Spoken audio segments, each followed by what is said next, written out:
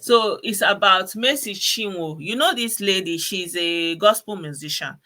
And they said that she charged Father Oluoma, you know Father Oluoma, the Catholic priest. So he said that that she charges up to 10 million to go and perform in the church. And then this Pastor Boju Oyemade now came out and said, no, it's not true, right? So my position on this, I've said this in another video before. One of the problem we have in Nigeria is the difficulty to pay people their wage. Some people, they don't want to pay people anything. They want you to labor in vain and go home empty-handed and be at their beck and call and not have food to eat, all those kind of a thing.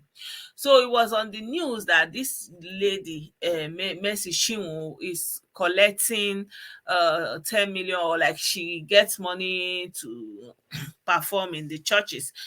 There's nothing wrong in that. There's nothing wrong in that. And I believe that if people, it's not even a matter of belief, it's a fact. For example, you have people who are not working, and you are a church owner, and you have like that complex is running from that, like, for example, they have universities, like, for example, this what is this what is his name now, Oyedepo Center. I don't know what they call Canaan Land. For example, Canaan Land is a huge complex.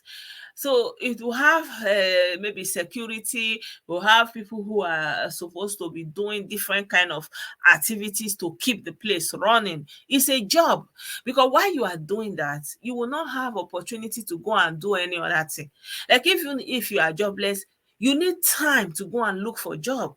But if you are busy doing one or the other thing, keeping a place running, and ultimately that place will generate money, you understand, then the people need some wages for the labor that they are putting in. It's okay, you can volunteer. For example, if you have a job you are doing, and then you can go to church on Sunday, you can go to Saturday practice, maybe once midweek you go and practice. It's a different thing. You know that your source of livelihood is coming. But there are people that they have to be there to make sure that all the services are holding. They will be rehearsing. They don't have time for any other thing.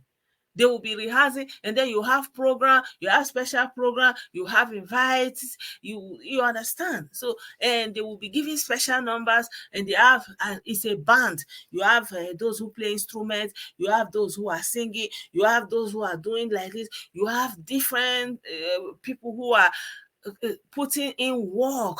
And then if it's somewhere that needs to be cleaned, the toilet, everything is not about volunteer. And then all the money that comes in at the end, because people will donate, people will give offering, people will pay tithes, then only the pastor will collect all the money. And this is why it looks like church business is so lucrative, because only one person is getting all the money.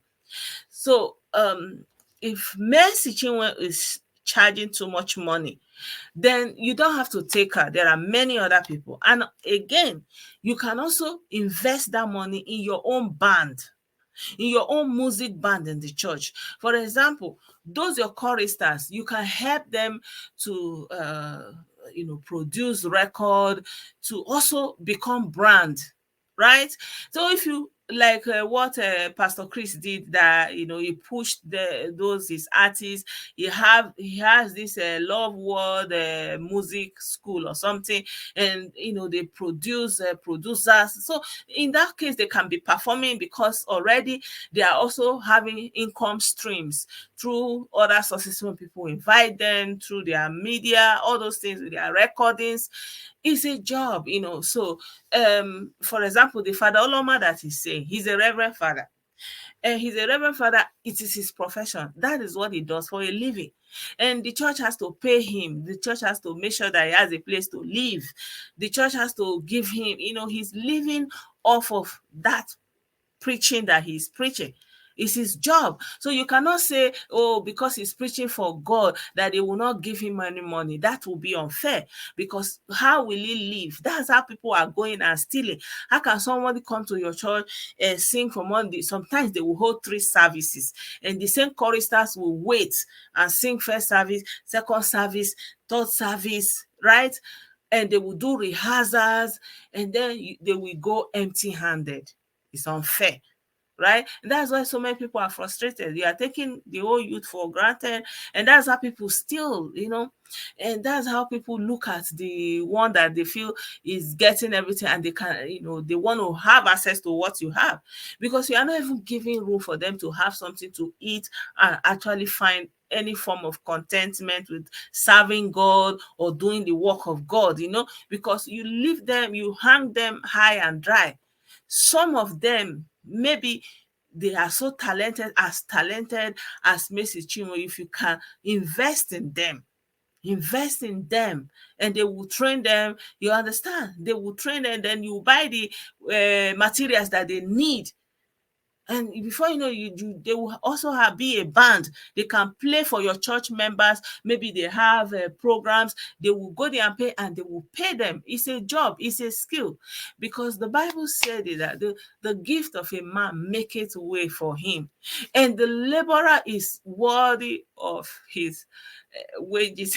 A brother, my brother, Brad Chimes, also reminded me that the Bible said, freely you give, freely you will receive.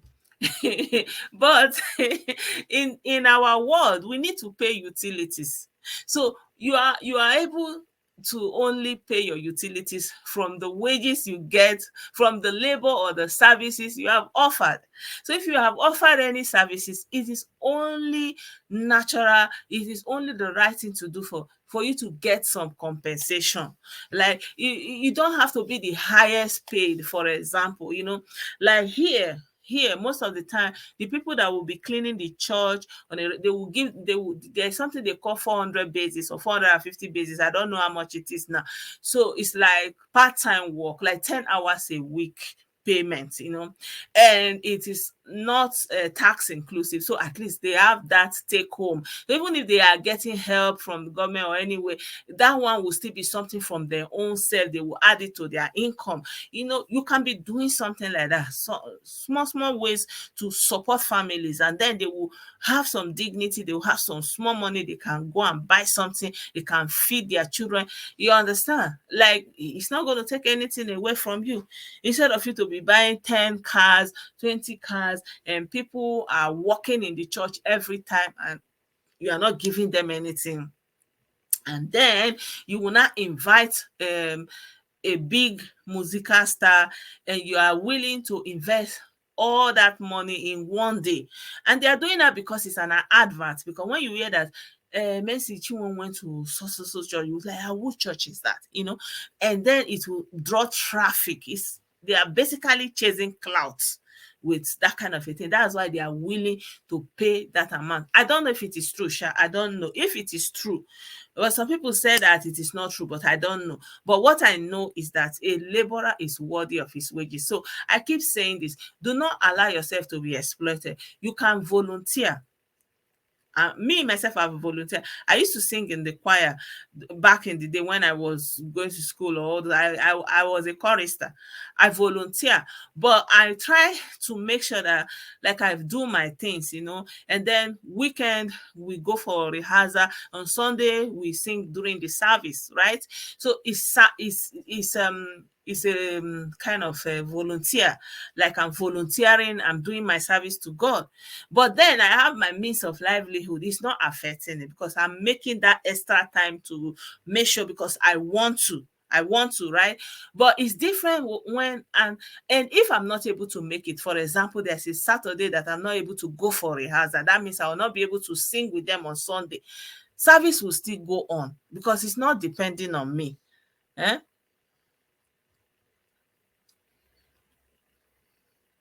Exactly.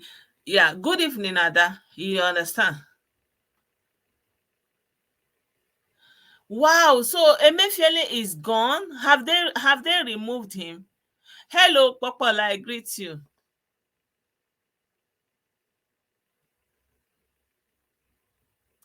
Exactly. Church should pay people for their talent, full stop. Exactly. Eh? Yeah, 10 million naira is too much, but then it's a choice. It's a choice because they are in a market. If you are in a market now, for example, you go to market, for example, you are inside the market. There's a reason why it's called marketplace. So today we have digital market, we have open market. It's a market, right? Take example, you go to one market, oh yeah, for or something like that. You are inside that market and you want to buy garri from somebody. The person say, one cup is my own, one cup is 100 naira, my one cup is 1,000 naira. You say, really? And then by your right side another person selling garri, by your left side another person selling garri, down the road there another person, someone that is inside the market. You cannot tell the person say, I know they buy again, I know they sell again, because it's inside the market. That is how it is. If someone is charging high amounts, it is your choice. Can you afford it? Can you not afford it? Right? uh It's supply and demand. If you cannot afford it, eke and unquote, if you cannot afford it, eh, eh, then you go and buy the one you can afford. That's how I see it. So I don't know if it is true. 10 million is exorbitant, but then they must have their reason, because they have band, they have instruments. Those things are expensive. These musical instruments you are looking at, they are very expensive. One musical instrument is very expensive. The one they are playing like this, the one they will use, this one they used to do parana, all of them, they tell you how much they are paying for it, and they have to move it from one location to the other to play for your band. So there's a lot of things involved in it. But the bottom line is, you don't have to. It is not a must.